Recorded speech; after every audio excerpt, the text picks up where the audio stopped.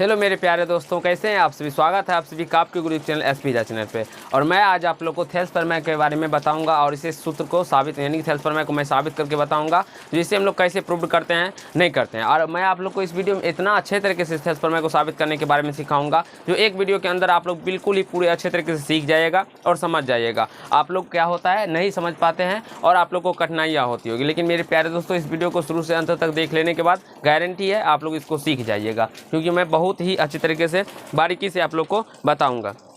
सबसे पहले देखिए थेल्स प्रमेय होता क्या है वो समझ लेते हैं। आप लोग को थेल्स प्रमेय जो थेल्स थ्योरम है यानी कि इसे भी याद कर लेना है। थेल्स प्रमेय को आप लोग को ये जो आप लोग डिफिनेशन देखने परिभाषा ग्रुप में इसे याद कर लेना है आप लोग को, ठीक है। कहीं को बहुत एग्जाम में थेल्स प्रमेय को डायरेक्टली पूछ दिया जाता है, तो डायरेक्टली आप लोग को वहाँ पे भी इसको याद रखिएगा तो बहुत सारे प्रश्न आपके वहाँ पे बन जाएंगे, ठीक है।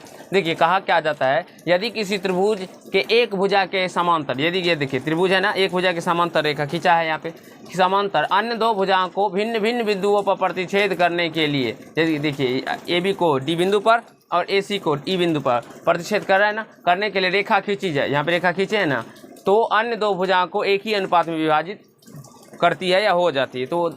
तो ये अन्य दो भुजा एक ही अनुपात में विभाजित हो जाती है। कहा गया है यदि किसी त्रिभुज में एक भुजा के समांतर रेखा खींची जाए जो अन्य दो भुजा को अन्य बिंदु पर मिलती हो, तो वह एक त्रिभुज यानी कि वो भुजा को एक ही अनुपात में विभाजित करती है, यानी कि इसको ये जितना होगा उतना ही ये होगा और ये जितना होगा उतना ही ये होगा, यानी ये इस भुजा के अनुपात को एक ही अनुपात में विभाजित करती है, ठीक है मेरे प्यारे दोस्तों। तो चलिए ये समझते हैं हम लोग आगे। अब हमको क्या सब दिया गया है वो हम लोग देखते हैं। सबसे पहले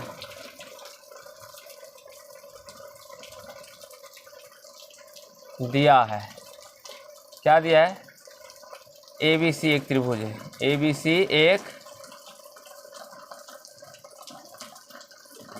त्रिभुज है जिसमें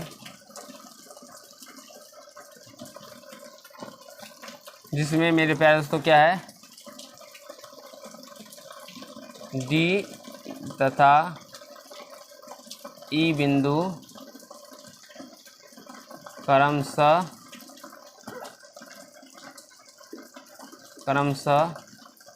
ए बी तथा ए सी पर स्थित है, ए सी पर स्थित है, ये हमें दिया गया है। और क्या दिया गया है मेरे पास, तो जो डी ई समांतर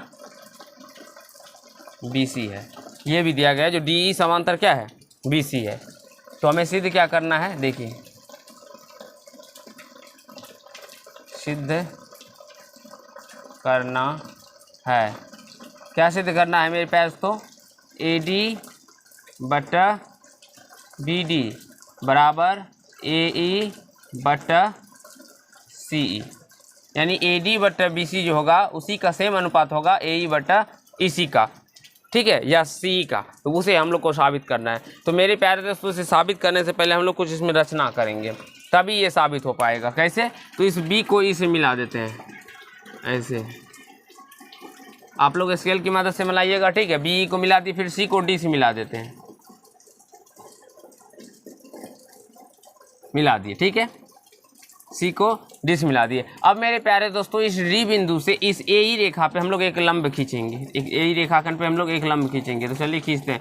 और मेरे प्यारे दोस्तों कभी भी आप लोग रचना कीजिएगा तो डॉट डॉट लाइन से कीजिएगा, ठीक है, ऐसे ये डॉट डॉट लाइन से करना है, क्योंकि कभी भी हम लोग रेखा खींचते हैं तो ये डॉट डॉट लाइन से,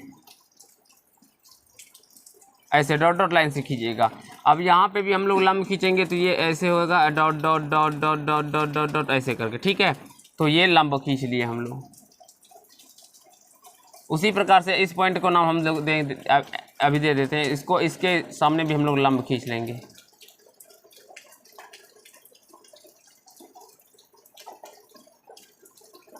ये एक इधर भी हम लोग लंब क्या किए थे, खींच लिए डॉट डॉट लाइन से। इसका नाम हम लोग एम दे दिए, इसका नाम एन दे दिए, ठीक है मेरे प्यारे दोस्तों।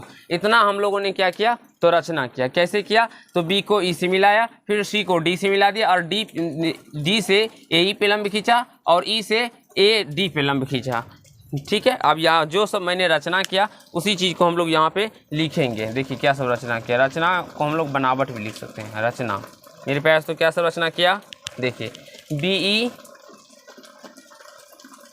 तथा CD को मिलाया,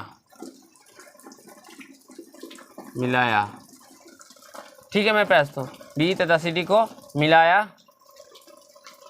उसके बाद हम लोग क्या किए, मेरे पास तो DN लंब AE तथा DN लंब AE और EM लंब AD खींचा।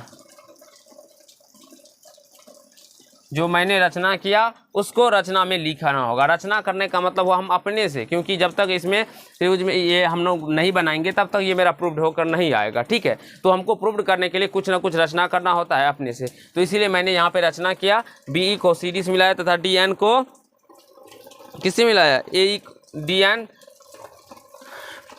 लंब AE तथा, और यहाँ पे और दे दीजिए DN लंब AE और EN लंब AD खींचा, ठीक है, मिलाया तथा। अब मेरे प्यारे दोस्तों हम लोग प्रमाण देते हैं। चलिए यहाँ से प्रमाण देते हैं।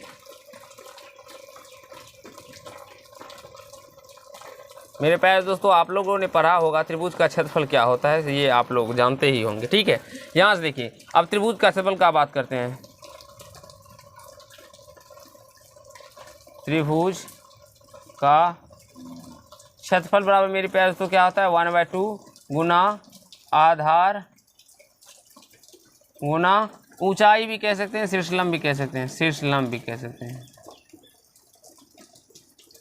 1/2 गुना आधार गुना ऊंचाई या शीर्षलंब। ये मैं आप लोग को 2D मेंसुरेशन फॉर्मूला करके लिखाया है, आप लोग देख सकते हैं, प्लेलिस्ट में बना होगा आप लोग का, ठीक है। तो त्रिभुज का क्षेत्रफल 1/2 गुना आधार गुना शीर्षलंब। अब मेरे प्यारे दोस्तों हम लोग चलते हैं त्रिभुज किसमें, ADE में। त्रिभुज AD में, त्रिभुज ADE का क्षेत्रफल, ADE का क्षेत्रफल, या डायरेक्टली हम लोग लिखते हैं त्रिभुज ADE का क्षेत्रफल, ठीक है। त्रिभुज ADE का क्षेत्रफल, इतना लिखने में ज़्यादा समय लगेगा मेरे प्यारे दोस्तों, तो इसके हम लोग छोटा में लिखते हैं, ठीक है। एरिया ऑफ त्रिभुज ADE का क्षेत्रफल, एरिया ऑफ त्रिभुज ADE का क्षेत्रफल जो मेरे प्यारे दोस्तों हो जाएगा वो 1/2 गुना आधार, आधार कितना है DE, ठीक है मेरे, सॉरी यहाँ पे हम लोग आधार को DE नहीं लेते हैं, ठीक है। यहाँ पे आधार को हम लोग क्या करते हैं तो चेंज करते हैं। तो आधार को जब हम लोग चेंज करेंगे, मान लीजिए हम ये ले लेते हैं, AD लेते हैं, आधार को हम AD लेते हैं, ठीक है। अगुना शीर्षलंब, जब हम लोग आधार को AD लेंगे तो वो शीर्षलंब क्या हो जाएगा मेरे प्यारे दोस्तों, ME या EM हो जाएगा, ठीक है। आप लोग यहाँ पे देखिए, ऐसे ऐसे है त्रिभुज और ये ऐसे है, ये ऐसे है, तो यहाँ पे लंब खींचा गया है। तो मेरे प्यारे दोस्तों जब हम इसको आधार लेंगे तो ये शीर्षलंब हो जाएगा, ठीक है। तो आधार इसको लिए तो शीर्षलंब, आधार ये हो गया, शीर्षलंब ये हो गया, ठीक है। उसी प्रकार से यहाँ पे हम लोग किए हैं। तो 1/2 आधार क्या लिए AD, अगुना शीर्षलंब क्या हो गया EM हो गया। तो वही से ऐसे हम लोग ऐसे कर लिए हैं। अब फिर हम लोग लेते हैं दूसरा त्रिभुज में, एरिया ऑफ त्रिभुज, अब किस में लेते हैं हम लोग, एरिया ऑफ त्रिभुज BDE में, BDE में मेरे प्यारे दोस्तों। तो क्या हो जाएगा 1/2 अगुना, देखिए ये आधार हो जाएगा BD, अगुना ऊंचाई क्या हो जाएगा मेरे प्यारे दोस्तों, इसका भी ऊंचाई EM ही हो जाएगा। कैसे हो जाएगा मैं अभी आप लोग को समझाता हूँ। देखिए हमने कौन सा त्रिभुज लिया है, BDE, यानी कि ऐसे है, ऐसे ऐसे और ऐसे, ऐसा त्रिभुज है, ऐसे त्रिभुज है, और यहाँ से एक लंब खींचा गया है, ये डॉट डॉट करके ये लंब खींचा गया है, ठीक है। अगर मान लीजिए हम इसको मिला देते हैं मेरे पास, तो ये हमारा ऊंचाई नहीं है, ये जो है ऊंचाई नहीं है। क्यों नहीं है, क्योंकि वो पता नहीं है कि कैसे है नहीं है, लेकिन ये लंब है 90 डिग्री के एंगल पे है, तो इसका मतलब ये हमारा क्या है, एग्जैक्टली ऊंचाई है। तो इसीलिए ऊंचाई ये लेंगे, ये ऊंचाई लेंगे और ये आधार हो जाएगा, यहाँ से यहाँ तक आधार हो जाएगा। तो यहाँ से देख सकते हैं आधार BD ले लिए और ऊंचाई को हम लोग क्या लेंगे, EM लेंगे, तो EM लिख दिए। अब हम दोनों त्रिभुजों को भाग देते हैं, ठीक है। ऐसे लिखेंगे भाग देने पर, भाग देने पर। तो जब हम लोग भाग देंगे एरिया ऑफ त्रिभुज ADE और एरिया ऑफ त्रिभुज BDE भाग देंगे, तो ये क्या बन जाएगा, हो जाएगा 1/2 गुना AD गुना EM, AD गुना ई एम बट 1/2 गुना बी डी गुना ई एम हो जाएगा। भाग देने पर हम दोनों त्रिभुजों को आपस में क्या कर दिए, तो भाग दे दिए। तो भाग देने पर एरिया ऑफ त्रिभुज क्या हो जाएगा, ए डी ई बटे बी डी। तो जो यहाँ पे निकला उसका क्षेत्रफल इसको देखिए 1/2 से 1/2 कट जाएगा, ई एम से ई एम कट जाएगा। तो क्या निकल के आ जाएगा, एरिया ऑफ त्रिभुज ए डी ई बटा एरिया ऑफ त्रिभुज बी डी ई, इतना निकल के आ जाएगा। इसके बराबर में आ जाएगा ए डी बटे में बी डी। इसे हम लोग फर्स्ट इक्वेशन मान लेंगे और इतना कर लेंगे। तो आशा है मेरे प्यारे दोस्तों एक बार आप लोग इसको रिलेट कर लीजिए, देख लीजिए आपको कहीं से कोई दिक्कत या समस्या या कठिनाई तो नहीं हो रहा है। आप लोग इसको अच्छे तरीके से समझने का प्रयास कर लीजिए, ठीक है। फिर आगे मैं आप लोग को बताता हूँ और सिखाने का प्रयास करता हूँ। आशा है मेरे प्यारे दोस्तों आप लोगों को यहाँ तक समझने में कहीं से कोई दिक्कत नहीं हुआ होगा, ठीक है। अब हम लोग पुनः चलते हैं, पुनः एरिया ऑफ त्रिभुज ADE में मेरे प्यारे दोस्तों हम लोग पुनः चलते हैं AD में। लेकिन इस बार हम लोग क्या करेंगे, देखिए हमें क्या साबित करना है उस पर डिपेंड पड़ता है मेरे प्यारे। तो हमें AD बटे BD और AE बटे CE साबित करना है मेरे प्यारे बच्चों। आप लोग बताइए, हमें यही साबित करना है ना। तो देखिए यहाँ से AD बटे BD निकल के आ गया, ठीक है ना। जब हम इसलिए आधार AD को लिए थे क्योंकि हमारा AD निकालना था। अब हमको AE और CE निकालना है। तो आप सोचिए AE और CE किस साइड है, तो इस साइड है। तो हमको अब आधार AE को लेना होगा, ठीक है। तो AE को आधार लेंगे तो ये DN जो है ये लंब हो जाएगा, तभी ना हम ये DN क्यों खींचे हैं, इसीलिए नहीं खींचे हैं। जब हम लोग AE को आधार मानेंगे तो ये लंब होगा, ठीक है। तो यहाँ से एरिया ऑफ AD का क्षेत्रफल यानी कि 1/2 गुना आधार कितना है, आधार है AE और गुना ऊंचाई कितना हो जाएगा, तो DN हो जाएगा ऊंचाई D और N ऊंचाई हो जाएगा। मेरे प्यारे दोस्तों समझ में आ रहा है बाबू, आप लोग को आ रहा है समझ में। थोड़ा समझने में कठिनाइयाँ होगी, लेकिन आप लोग क्या कीजिए, इसे 2 बार 3 बार देखिएगा वीडियो को, तो आपको समझ में बिल्कुल आ जाएगा। मेरे प्यारे दोस्तों एरिया ऑफ ADE, अब एरिया ऑफ त्रिभुज CDE 1/2 गुना आधार क्या हो जाएगा मेरे प्यारे दोस्तों, CE और ऊंचाई इसका DN ही हो जाएगा। ये आपको समझना होगा मेरे प्यारे। तो DN कैसे हो जाता है, तो यहाँ पे अगर मान लीजिए हम इस त्रिभुज का बात करें CDE, तो ये लंब है मेरे प्यारे। तो ये लंब रेखा नहीं है, ठीक है ना। तो ये लंब है मेरे प्यारे दोस्तों। तो जब ये लंब है ना, तो ये क्या हो जाएगा, तो आधार अगुना क्या होता है, शीर्ष लंब। तो शीर्ष पर से लंब ये आया है DN, तो यही DN हो जाता है। अब फिर पुनः हम लोग इसको भाग दे देंगे। भाग देने पर मेरे प्यारे दोस्तों जब इसको हम भाग देंगे तो ये क्या हो जाएगा, एरिया ऑफ त्रिभुज ADE बट एरिया ऑफ त्रिभुज CDE, तो 1/2 गुना AE Guna DN but 1/2 Guna CE बटा DN। मेरे प्यारे दोस्तों आप लोग समझने का प्रयास करेंगे, आशा है आप लोग को समझ में आता होगा। एरिया ऑफ त्रिभुज ADE बट एरिया ऑफ त्रिभुज CDE बराबर AE बटा CE। देखिए मेरे प्यारे दोस्तों AE बटा CD और AD बटा BD भी हमें निकल के आ गया, जो हमें साबित करना था। देखिए यहाँ तक समझिए और समझने का प्रयास कीजिए मेरे प्यारे दोस्तों। कहीं आप लोग को समझने में कठिनाई यहाँ होगी तो आप लोग में कमेंट कीजिएगा, ठीक है। यहाँ तक समझने का प्रयास करेंगे आप लोग। देखिए आप लोग को कहीं से कोई दिक्कत या समस्या नहीं न हो रहा है, या समझने में आप लोग को अगर हो रहा है तो आप हमें कॉमेंट कीजिएगा, ठीक है। आशा है प्यारे दोस्तों आप लोग यहाँ तक सीख गए होंगे, ठीक है। देख लेते हैं आपको स्पेस दिखाई पड़ रहा है कि नहीं पड़ रहा है। अब यहाँ से हम लोग ऊपर में लिखेंगे, ठीक है मेरे प्यारे दोस्तों, क्योंकि जगह तो है नहीं, हमें तो प्रूव करना होगा इतने ही स्पेस में। अब देखिए मेरे प्यारे दोस्तों, अब यहाँ से हम लोग देखते हैं एक चीज़, तो समीकरण फर्स्ट समीकरण सेकेंड में मेरे प्यारे दोस्तों ADE और ADE समान है। अगर मेरे प्यारे दोस्तों ये BDE और ये CDE समान हो जाए तो LHS समान हो जाएगा, तो हमारा RHS भी समान हो जाएगा ना बाबू। क्योंकि अगर मान लीजिए अभी तो हमारा ये केवल ऊपर वाला ही समान है ना, ये नीचे वाला समान नहीं है। यहाँ पे BDE है और यहाँ पे CDE है। अगर मेरे प्यारे दोस्तों यहाँ पे भी BDE हो जाए तो LHS समान हो जाएगा, तो RHS भी क्या हो जाएगा, समान होता है। हम यूक्लिड साहब के बारे में पढ़े थे, जो LHS अगर समान हो तो उसका RHS भी समान हो जाएगा, या जिसका RHS समान हो उसका LHS भी समान हो जाएगा, ठीक है। तो उसी प्रकार से मेरे प्यारे दोस्तों हम लोग बात करेंगे, तो हम लोग सोचेंगे यहाँ पे जो हम लोग कैसे इसको और इसको साबित करेंगे, यानी कि समान करेंगे। तो मैंने आप लोगों को पीछे यानी क्लास 9th के अंदर एक थ्योरम बताया था। कैसे बताया था थ्योरम? जो चूँकि एक ही आधार DE, एक ही आधार DE, उसके बाद क्या बताया था? एक ही आधार DE, एक थ्योरम होता है मेरे प्यारे दोस्तों, एक ही आधार DE, एक ही समांतर रेखा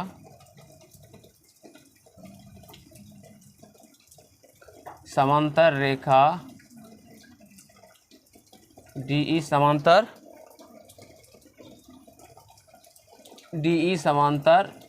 BC। एक ही आधार DE और एक ही समांतर रेखा, देखिए एक ही आधार है DE और एक ही आधार DE और समांतर रेखा क्या है? DE समांतर BC है, के बीच बने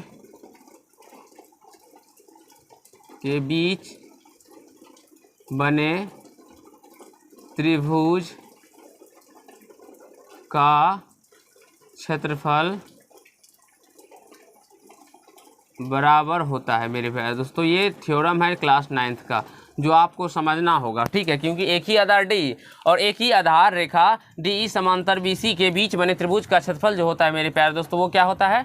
बराबर होता है। तो मेरे प्यारे दोस्तों एक ही आधार DE और उसके BC के बीच बने त्रिभुज का क्षेत्रफल बराबर होगा, यानी कि BDE का क्षेत्रफल जो निकला है यहाँ पे, त्रिभुज एरिया ऑफ त्रिभुज BDE बराबर होगा एरिया ऑफ त्रिभुज CDE के बराबर में। कैसे होगा? क्योंकि ये भी DE और BC के समांतर रेखाओं के बीच बन रहा है क्षेत्रफल, तो यानी कि BDE यानी कि ये इसका क्षेत्रफल जितना होगा उतना ही ना ये CDE इसका क्षेत्रफल होगा मेरे प्यारे दोस्तों, होगा ना, क्योंकि ये क्या है? एक ही आधार DE, इसमें भी आधार DE है और इसमें इस त्रिभुज में भी आधार DE है ना, और ये DE समांतर BC है ना, इसके बीच बन रहा है ना, तो इस दोनों का क्षेत्रफल क्या होगा मेरे प्यारे दोस्तों? तो बराबर होगा ना। इसे हम लोग थर्ड समीकरण मान लेंगे, क्योंकि एरिया ऑफ त्रिभुज ADE BDE और CDE देखिए वहाँ पे बराबर आ गया ना। तो जब बराबर आ गया तो हम लोग लिखेंगे यहाँ से समीकरण फर्स्ट, सेकेंड तथा